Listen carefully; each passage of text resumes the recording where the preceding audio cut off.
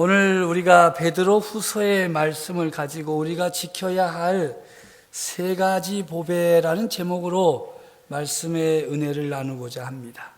베드로 사도는 예수 그리스도를 믿음으로 동일한 보배로운 믿음을 받은 자들에게 편지를 보냈습니다. 하나님의 능력이 너희의 삶을 바꾸고 다른 사람들에게 긍정적이며 생산적인 선한 영향력을 미칠 덕을 쌓도록 하라. 이것이 너희를 향한 하나님의 뜻이다. 용기를 내라. 편지했습니다. 한마디로 줄여서 말하면 예수 믿는 너희는 변할 수 있다. 당신도 변할 수 있다라는 말씀이에요. 내가 변할 수 있다고 생각하는 사람이 많겠습니까? 나는 절대 변하지 않아 라고 생각하는 사람이 많겠습니까? 여러분들은 어떤 편에 속해 있습니까? 사실 어느 편이 더 맞느냐 하는 것은 중요하지 않아요. 중요한 것은 나는 어떤 생각을 하고 살아가고 있느냐 하는 것이 더 중요합니다. 오늘 성경은 우리들에게 너희들은 변할 수 있다 하는 것입니다. 옆에 분에게 말씀해 주시겠어요? 변할 수 있습니다. 여러분 변할 수 있습니다. 나는 뭐 나이가 많아서 나는 뭐 어째서 저째서 나는 못 변해, 나는 안 변해, 이런 분들이 많아요. 절대 안 변하는 사람들, 주로 양반과에 속하는 사람들이 안 변합니다. 안 변해. 조이 베로우라고 하는 사람의 이야기를 잠시 소개하려고 합니다.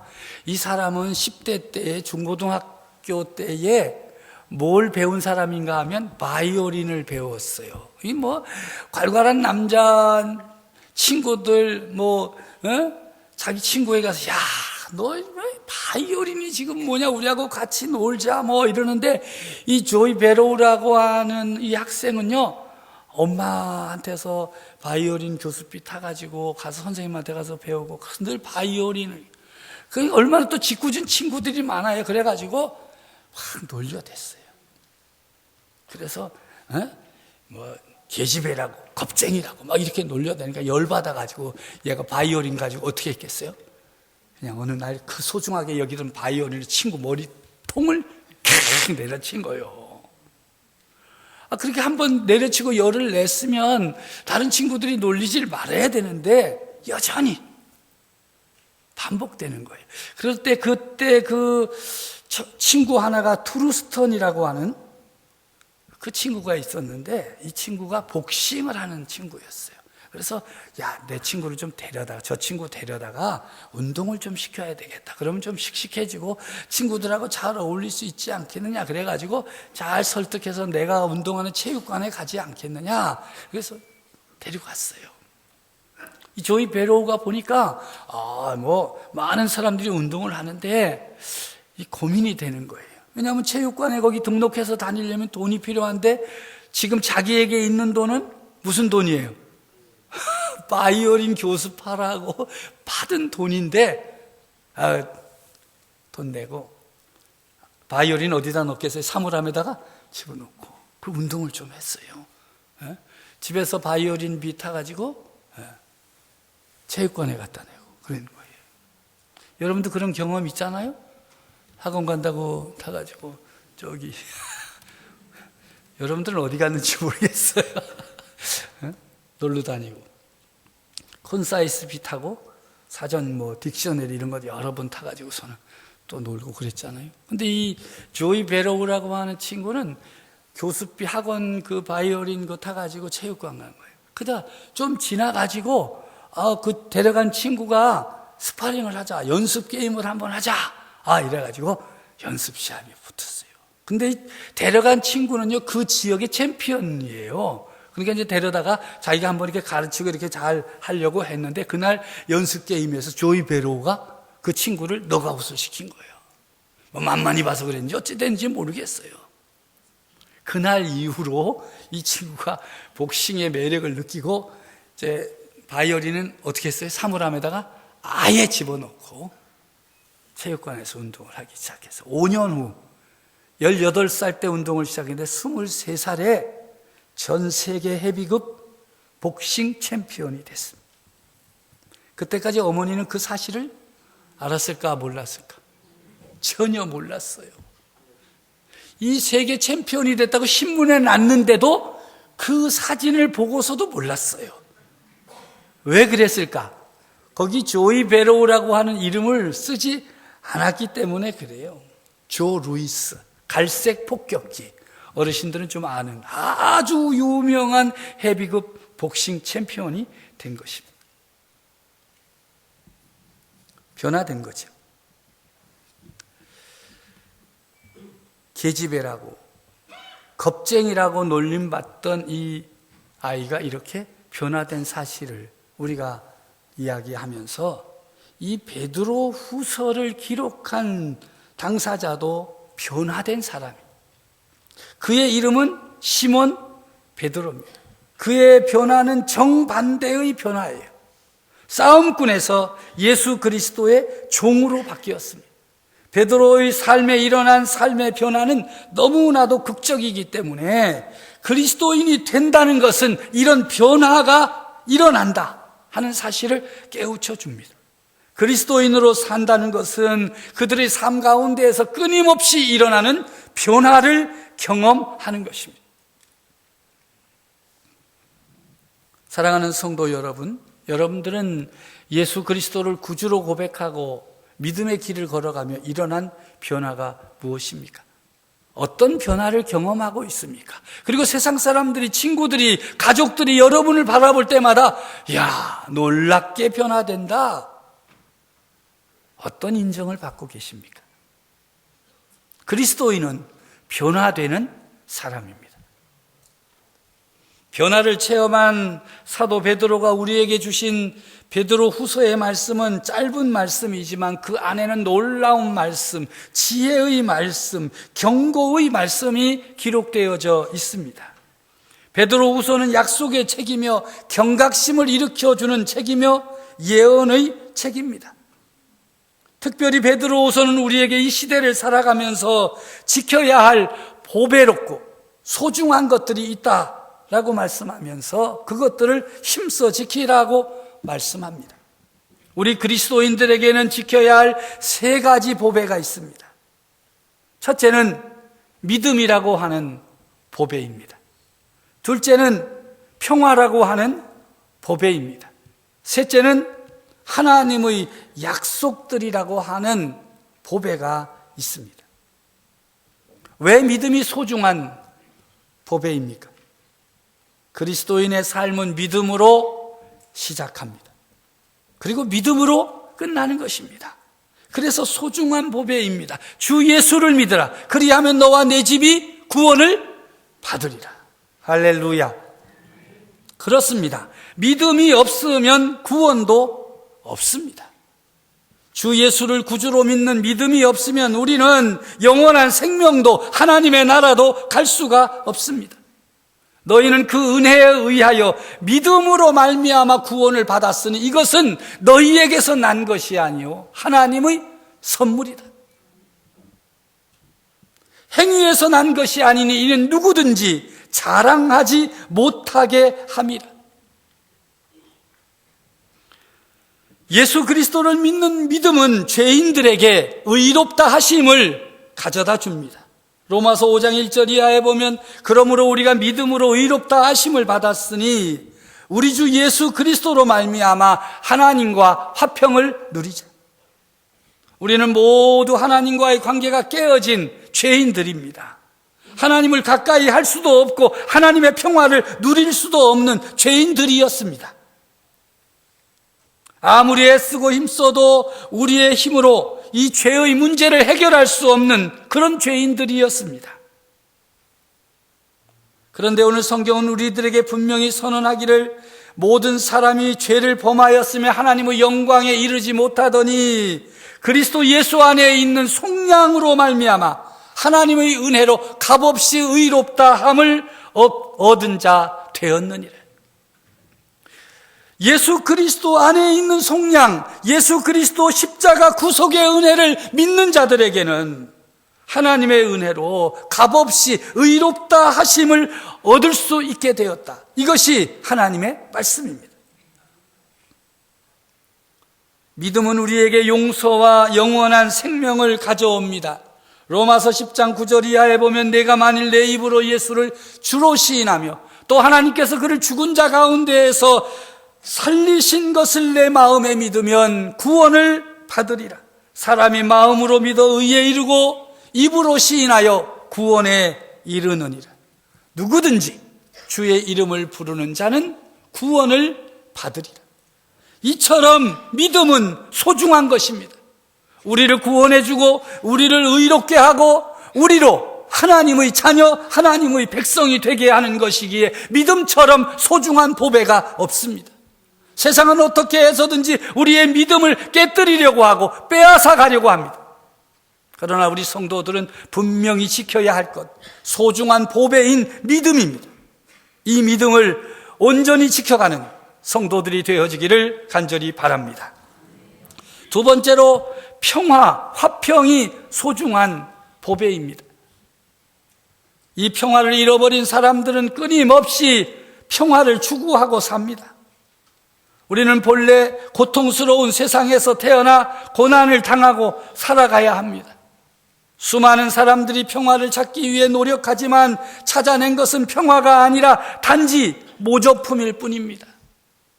병원에 가서 수술을 하고 찾는 주사가 하나 있죠. 그게 뭡니까? 무통주사. 무통주사 없으면 막 못 살아. 왜? 너무 통증이 일어나니까 무통주사를 맞으려. 그러나 무통주사를 맞아서 통증이 없어졌다고 해서 다 치료된 것은 아닙니다. 치료는 계속해서 받는 것입니다. 많은 사람들이 나는 평안하다, 평안하다, 자기 스스로 나는 평안하다, 명상을 하기도 하고 나는 평안하다 하고 자기 체면을 걸기도 하지만 그것들은 다 모조품이에요. 진품이 아니에요. 계속적으로 죄를 범하면 평화를 누릴 수가 없습니다. 우리는 예수 그리스도를 믿는 믿음으로만 온전한 평화를 누릴 수가 있습니다. 왜냐하면 예수 그리스도는 평화의 왕이시기 때문입니다. 할렐루야. 고통스러운 시대를 살아가는 사람들이 평화를 누릴 수 있는 길은 예수 그리스도를 믿고 신뢰하고 의지하는 것입니다. 우리의 생각을 예수 그리스도에게 집중하고 초점을 맞출 때 온전한 평화를 누릴 수가 있습니다. 우리가 예수 그리스도에게 확실하고 온전히 무릎을 꿇으면 모든 지각에 뛰어난 하나님의 평화가 임할 것입니다. 빌립보서 4장 6절과 7절의 말씀입니다. 함께 읽습니다. 아무것도 염려하지 말고 다만 모든 일에 기도와 간구로 너희 구할 것을 감사함으로 하나님께 아뢰라. 그리하면 모든 지각에 뛰어난 하나님의 평강이 그리스도 예수 안에서 너희 마음과 생각을 지키시리라. 아멘. 염려가 있습니까? 걱정이 있습니까? 근심이 있습니까? 어떻게 살아야 할지 너무 어렵습니까? 오늘 성경은 분명하게 말씀하십니다. 평화를 누리려면, 하나님의 평강을 누리려면 염려하지 말고 모든 일에 기도와 간구로 너희 구할 것을 감사함으로 하나님께 아뢰라고 합니다. 그럴 때 하나님의 평강이 그리스도 예수 안에서 너희 마음과 생각을 지키시리라 약속하고 있습니다. 이 약속의 말씀을 붙들고 여러분의 심령에 거짓 평화가 아니라 하나님의 평화가 넘쳐나기를 간절히 바랍니다. 마지막으로 왜 하나님의 약속이 소중한 보배가 되는 것입니까? 하나님의 약속들은 매우 소중한 보배입니다. 왜냐하면 약속하시는 분이 하나님이시기 때문입니다. 하나님의 약속들은 매우 소중한 보배입니다. 왜냐하면 그 약속들은 모두 진짜이기 때문입니다. 하나님의 약속들은 매우 소중한 보배입니다. 왜냐하면 하나님의 약속이 우리에게 매일 죄에 대하여 승리하게 하시기 때문입니다. 하나님의 약속을 붙들고 살면 그 약속의 능력들이 우리에게 드러남으로써 세상을 이기는 힘, 세상 가운데에서 우리를 시험하고 유혹하고 넘어뜨리려고 하는 죄의 힘을 이겨낼 수 있게 되는 것입니다. 우리가 하나님의 보배로운 약속들을 붙들고 살 때 발견하는 것이 있습니다. 그것은 바로 세상이 얼마나 타락하고 오염되었는가 하는 것을 볼 수 있습니다. 죄로 인하여서 세상이 얼마나 타락해 있는지, 탐욕으로 인해서 세상이 얼마나 하나님을 등지고 있는지, 거짓으로 인해서 얼마나 세상이 하나님을 거역하고 있는지 발견할 수 있습니다. 그러하기에 우리는 하나님의 보배로운 약속들을 붙들고 의지하고 일어나야 할 것입니다. 하나님의 약속들은 영원한 약속입니다. 하나님의 약속은 얼마든지 그리스도 안에서 예가 되니 그런즉 그로 말미암아 우리가 아멘하여 하나님께 영광을 돌리게 되느니라. 우리가 하나님의 약속을 붙들고 하나님의 말씀에 아멘할 때 하나님께 영광을 돌릴 수 있다는 말씀입니다.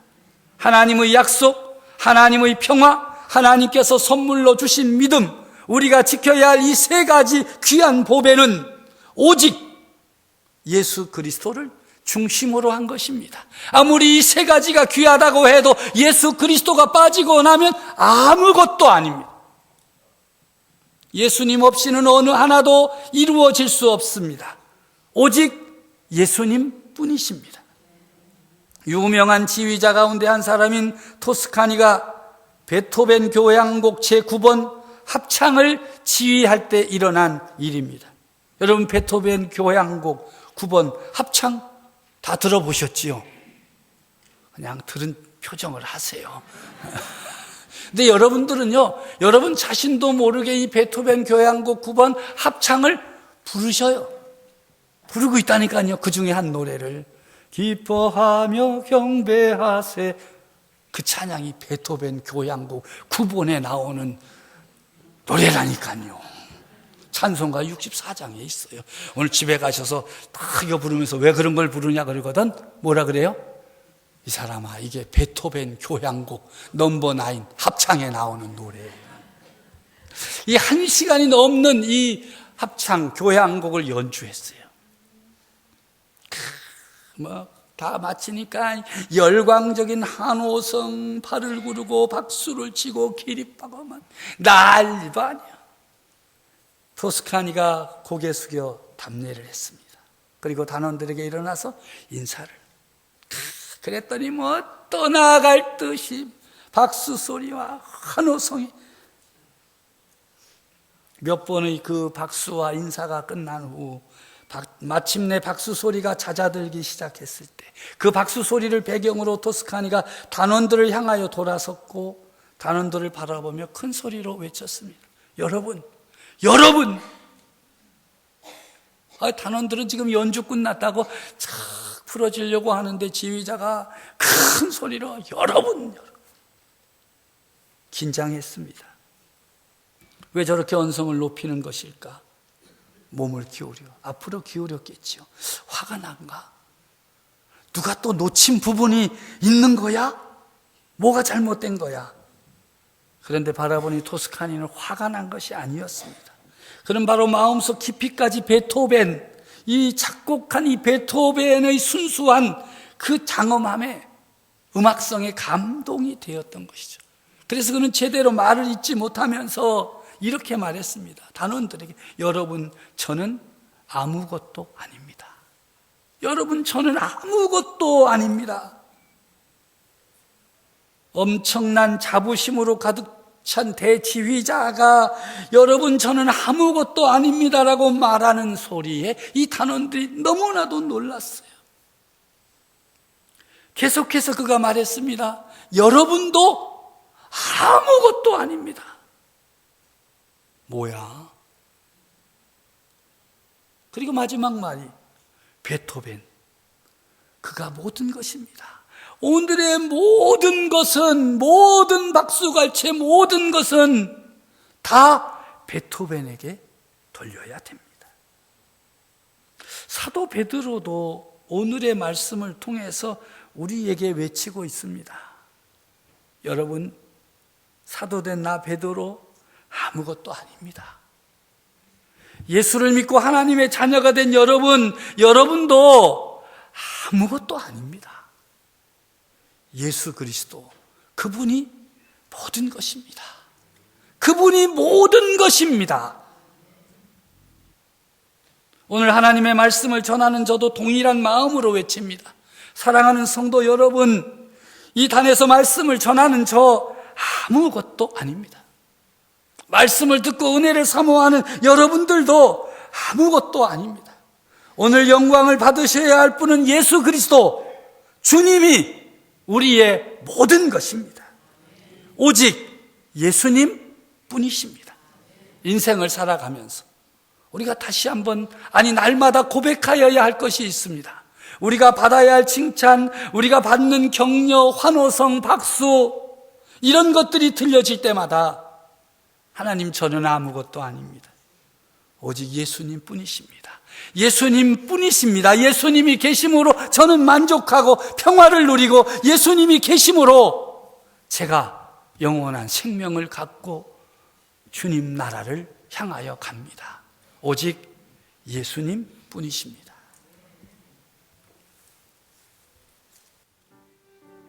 여러분, 주보 일면에 오직 예수뿐이네, 아니면 살아갈 수가 없네.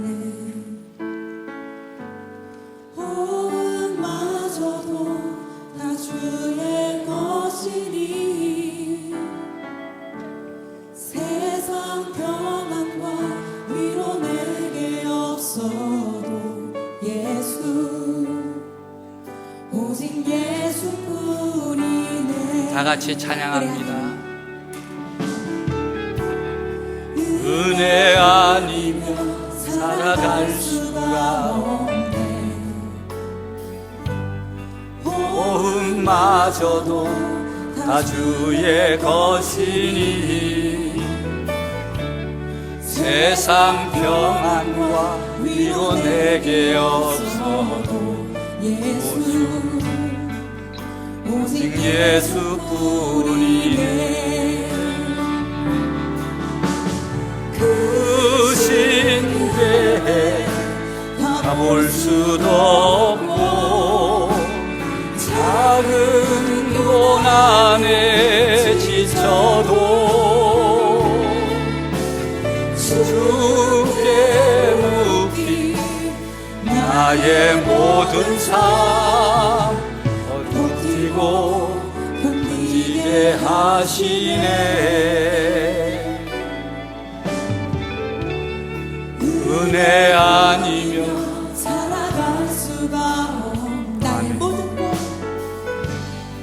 나의 모든 것 다 주께 맡기니 참된 평안과 위로 내게 주신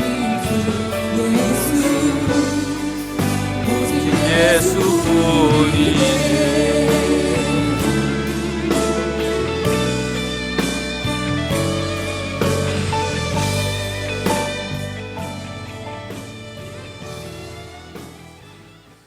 예수, 오직 예수뿐이네. 그렇습니다. 예수님 뿐이십니다. 이 한 주간의 삶 살아가면서 예수님 뿐이십니다 고백하면서 예수 그리스도를 통하여 우리에게 주신 믿음, 약속, 평화를 지키며 누리는 성도 여러분들이 되어지기를 간절히 바랍니다.